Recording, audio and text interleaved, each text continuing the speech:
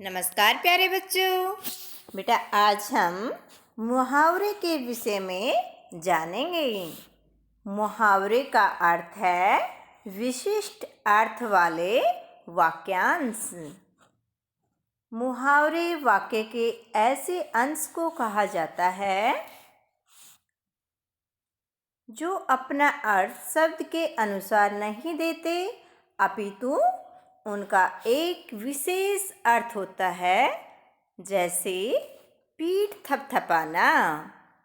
यहाँ पीठ थपथपाना का अर्थ पीठ पर थपथप करना नहीं है, इसका अर्थ है शाबाशी देना। पीठ थपथपाने का अर्थ क्या है बेटा? शाबाशी देना। शाबाशी जब कोई अच्छा काम करते हैं तो उसे उत्साहित करने के लिए शाबाशी दी जाती है।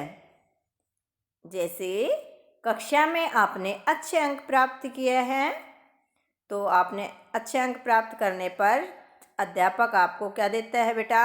शाबाशी देता है कि शाबाश बेटा, ऐसे ही पढ़ते रहो। अगर आपने सुंदर लेख में काम किया है तो भी अध्यापक आपको क्या देता है? शाबाशी देता है। मुहावरों के प्रयोग से भाषा सुंदर और प्रभावशाली हो जाती है। मुहावरों का जब वाक्य में प्रयोग किया जाता है तो क्रिया को काल, लिंग तथा वचन के अनुसार बदला जा सकता है।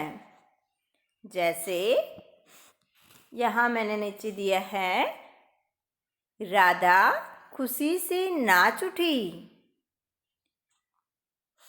अजय खुशी से नाच उठा। यहाँ पर बेटा क्या है? राधा खुशी से नाच उठी। राधा क्या है? स्त्रीलिंग है। लिंग में हमने पढ़ा था पुल्लिंग और स्त्रीलिंग। तो यहाँ पर राधा क्या है? एक लड़की है। तो खुशी से नाच उठी, तो यहाँ क्रिया भी किस में हो जाएगी? स्त्रीलिंग में हो जाएगी। अजय खुशी से नाच उठा। अजय क्या है बेटा? पुल्लिंग है। अजय एक लड़का है तो खुशी से नाच उठा, क्रिया भी किस में हो जाएगी बेटा? पुल्लिंग में हो जाएगी।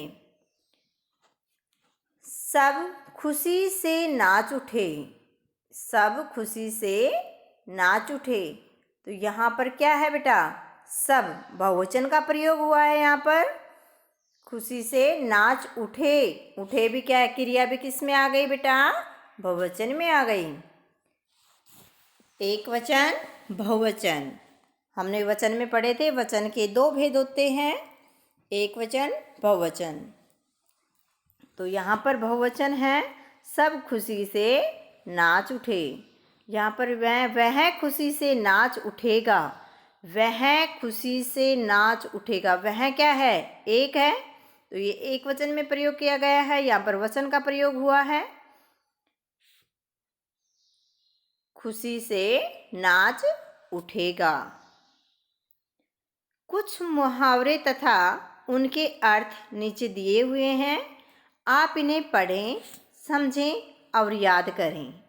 जैसे यहाँ पर है, ईद का चांद होना, बहुत समय बाद देखना, इसका अर्थ है नाक में दम करना, बहुत परेशान करना। टांग अड़ाना, रुकावट डालना, किसी काम में बाधा डालना। अकल का दुश्मन। अकल का दुश्मन क्या होता है? इसका अर्थ मूर्ख। आग बबूला होना, बहुत गुस्सा होना।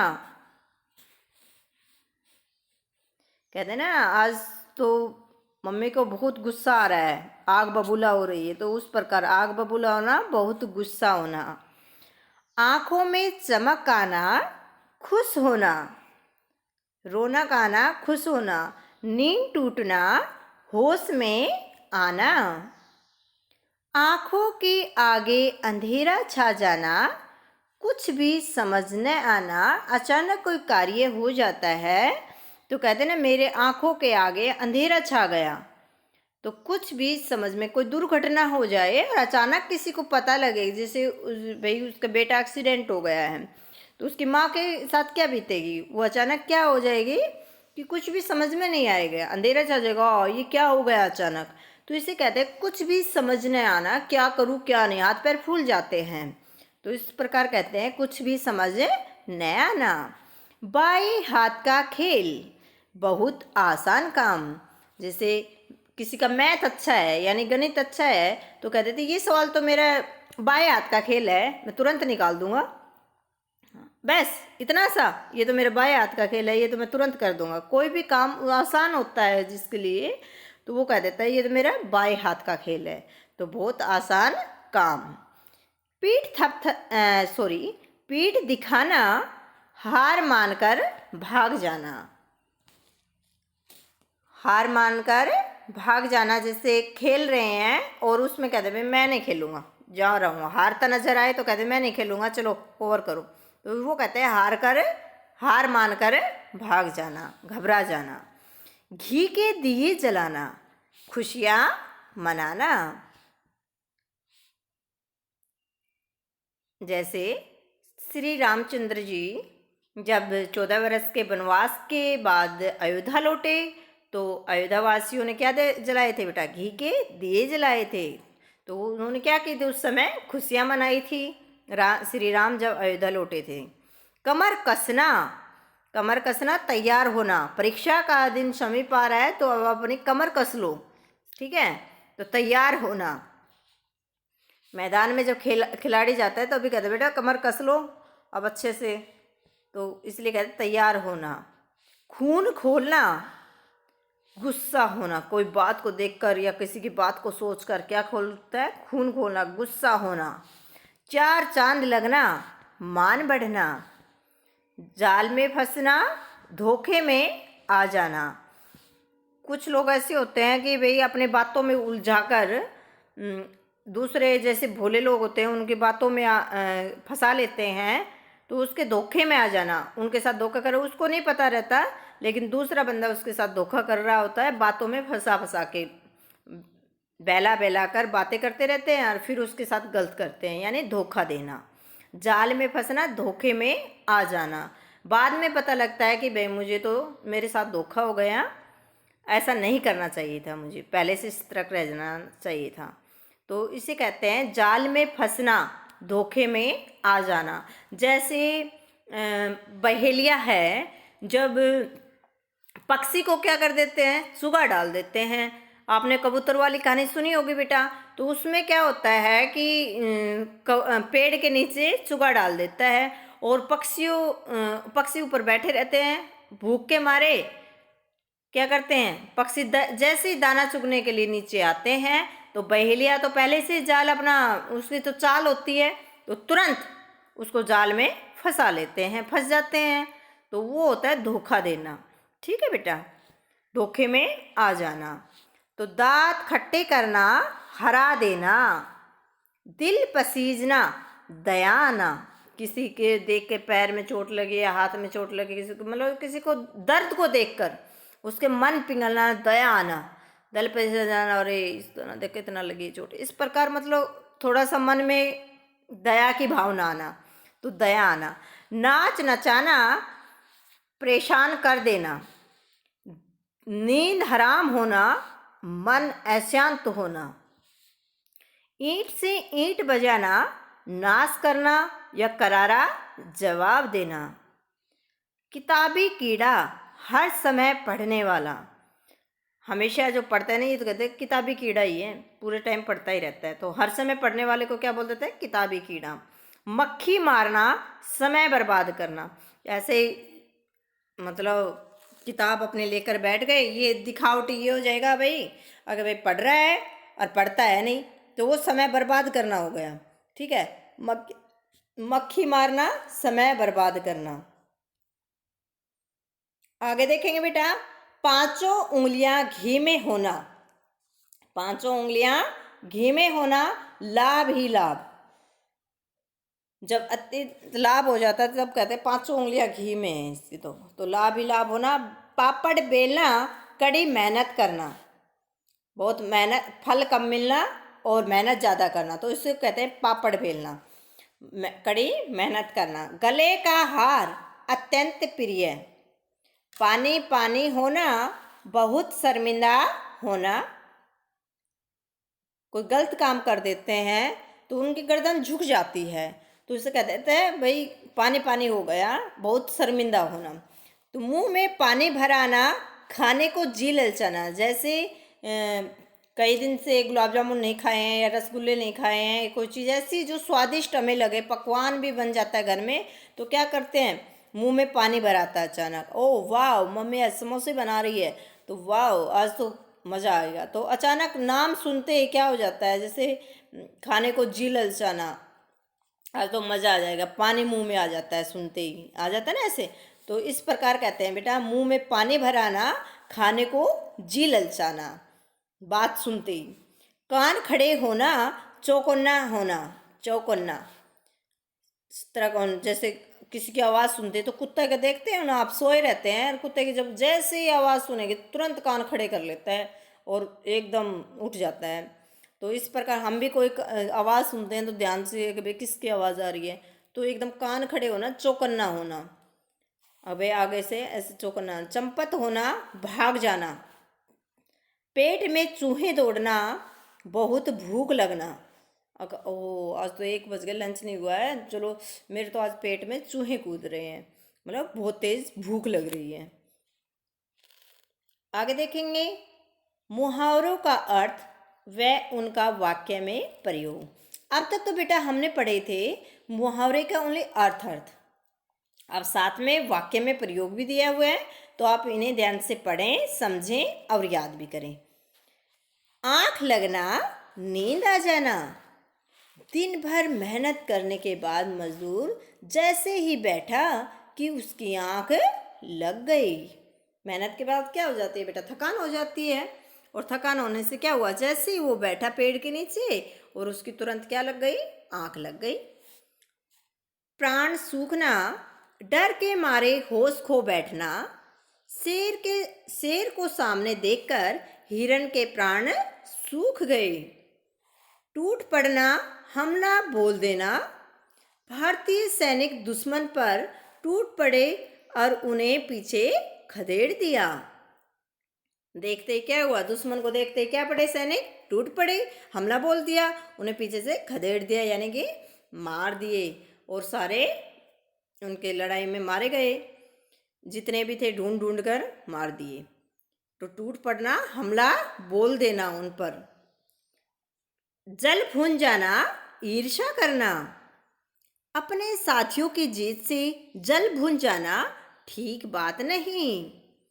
कुछ लोगों में होती है ना, दूसरों की खुशी देखी नहीं जाती, या कोई जीत रहा है तो उनकी खुशी को देख नहीं सकते, बर्दाश्त नहीं करते, तो कहते हैं जल भून जाना, अंदर अंदर जल जाना, ईर्ष्या करना, उनसे जलन महसूस करना। अपने साथियों की जीत से जल भून जाना ठीक बात नहीं, अच्छी बात नहीं होती। वैसे दूसरों की खुशी में ही अपनी खुशी माननी चाहिए। हाँ, कोशिश करनी चाहिए, हम भी अच्छी मेहनत करें और सफलता प्राप्त करें। धुन का पक्का, लगन का पक्का। जैसे हमने जो ठान लिया कि मुझे 100% नंबर लेना है तो लेना है, उसमें हमें लगातार मेहनत करनी पड़ेगी उसके अनुसार। महिमा धुन की पक्की है, वह जो सोच लेती है करके दिखाती है। आखिर परीक्षा में 90% अंक ले ही आई।